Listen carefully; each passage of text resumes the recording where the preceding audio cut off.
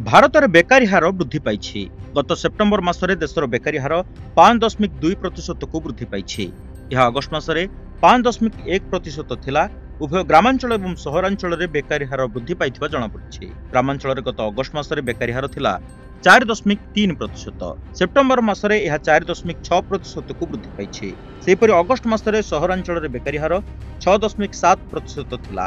September ମାସରେ ଏହା 6.8%କୁ ବୃଦ୍ଧି ପାଇଛି। ସବୁଠାରୁ ବଡ଼ କଥା ହେଲା ବେକାରୀ ପ୍ରଭାବରେ ସହରାଞ୍ଚଳ ମହିଳାମାନେ ଅଧିକ ମାତ୍ରାରେ ପ୍ରଭାବିତ ହୋଇଛନ୍ତି। ସହରାଞ୍ଚଳରେ ମହିଳାଙ୍କ ବେକାରୀ ହାର ଅଗଷ୍ଟ ମାସରେ 8.9% ଥିଲା। ସେପ୍ଟେମ୍ବର ମାସରେ ଏହା 9.3%କୁ ବୃଦ୍ଧି ପାଇଛି।